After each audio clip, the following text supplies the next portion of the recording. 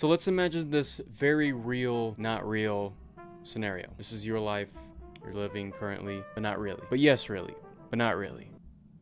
But yes, really. You feel behind. I don't know why the hell we're like 20 years old and we're all thinking that we have to be self-made millionaires all of a sudden. You make like 15 bucks an hour. You're at a job that you really fucking hate, but you want a PS5. The only problem is the PS5 costs too much damn money. And I think they just came out with something that you're probably gonna have to be paying for the rest of your life. I'm exaggerating, but I think it's like a payment plan. You get my point. Point is, you can't pay for that and you work at a shitty job. So how the hell are you gonna do this? Now you're feeling bad because you can't afford said thing. Now you go to doing the most productive thing after that, which is going on TikTok. Once you start doom scrolling, you start coming across people that are younger than you, people that are more successful than you.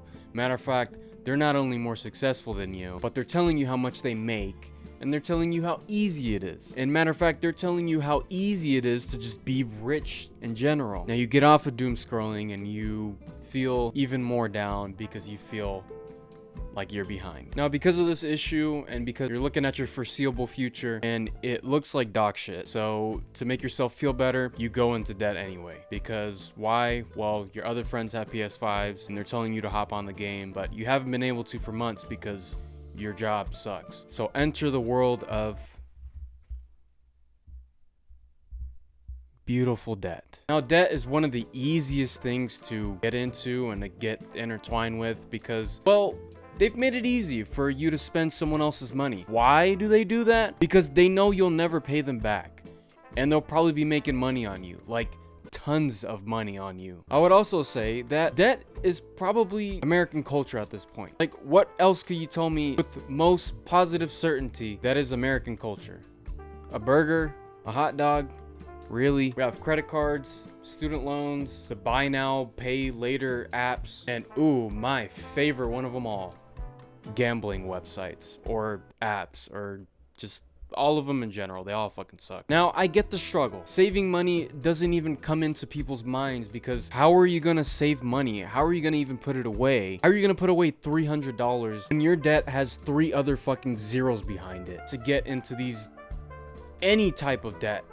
Like, it doesn't matter. Nowadays, it costs like an arm and a leg just to get an insignificant degree. That's probably gonna pay you like $20,000 a year. And if you don't live in America, that's like living on the fucking poverty line. Now I'm gonna have you imagine a person. Meet Giuseppe. Giuseppe's 19 years old, as ambitious as a 19-year-old can be, and he wants to be an entrepreneur. The only problem is Giuseppe doesn't want to put in any of the work that requires to be an entrepreneur or a business owner at that. But Giuseppe wants it now, and at any cost, he wants to be as rich and as famous as the TikTok gurus that told him that he can make $100,000 an hour because, you know, well, it only takes 5 minutes. Now, Giuseppe comes across a very famous app. It didn't really take him much time because his friends introduced him into this app because every weekend they go out and they spend a whole bunch of money gambling. His friends tell him that it's the greatest thing ever. And dude, all you need to do is put in a couple dollars here and there. You need to be smart about it, bro. You need to be investing, bro. It's investing. What do you know about invest? So Giuseppe, without a care in the world, thinking, you know, I only make $15 an hour. What does it even matter to me? What does it matter if I lose $1? What does it matter if I lose $10? It doesn't really matter. So he downloads the app. Now we come across the first problem. These apps are designed to keep you there. They're designed to keep you hooked.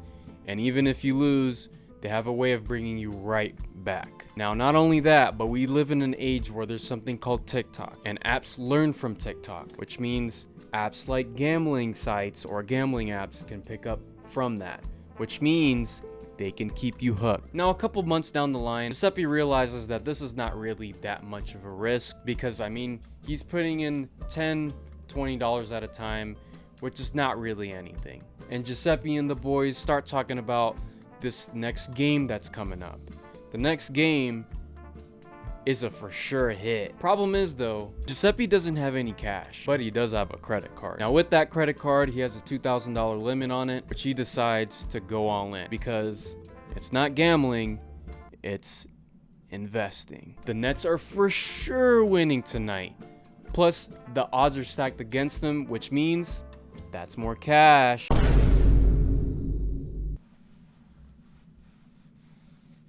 Well, now with $2,000 down, Giuseppe's in the hole. He's got a maxed out credit card, a job that doesn't even pay well. So what's he gonna do? So one of his trusted friends that, by the way, convinced him to do the gambling in the first place. His friend decides to convince him, hey, you should work with me. I'm working at this really good job, makes really good money, and you know, you'll be out of that card in no time, and you'll be good. You'll be doing all right. Now Giuseppe goes home and he thinks about it, and he starts looking into it a little bit. The only issue is he needs a degree. Now he looks into this degree, and it's an engineering degree, and that takes some schooling, and it takes some not very cheap schooling. So the next week, after a lot of thought and research and everything, Giuseppe decides to take out a school loan, a very expensive school loan. Now everything online had told him that it'll just be the first year that's just going to be the hardest year, and after he gets over that, it'll be a smooth sailing after that.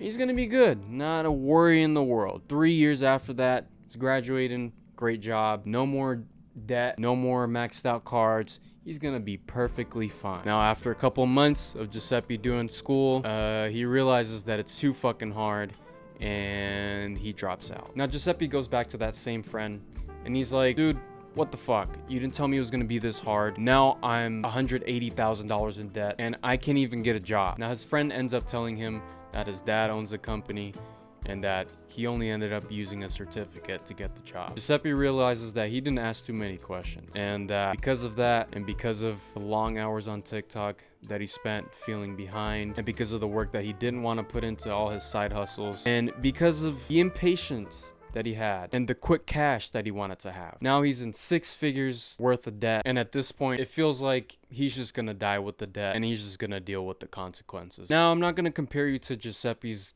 dumb retarded ass, but Giuseppe was sold an idea. Giuseppe was sold a dream. It doesn't only come with these bright colored apps that give you dopamine hit after dopamine hit. It's not only because of the credit cards that promise you so much in return, but yet nothing comes from them. And unfortunately, this is the day and age that we live in. Debt is so easy to get to. All we have to do is just scroll a little bit and tap on the right things, and next thing you know, you're just thousands of dollars in debt. The bottom line is that debt is not something to mess around with, and our culture treats it as if it were something that we can just easily grab in a gas station. Let's forget about Giuseppe for a second. The reality we're all dealing with is this: the entire culture on the internet is now designed to keep you down, because people just want to keep you hooked.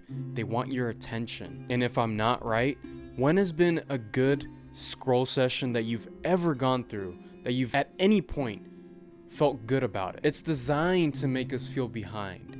It's designed to make us feel like we've done so much, yet we're still such a long way. This may be one of the only generations we're in our late teens, early 20s, and feel like we already need to have made it.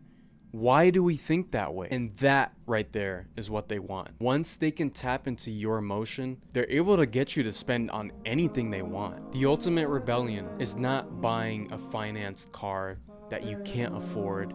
It's not buying the PS5 to show your friends. It's not maxing out your credit cards and just blame it on everyone else. It's keeping your money and opting out in spend culture. Delete the apps that make you feel behind and build a solid foundation in reality. Stay positive.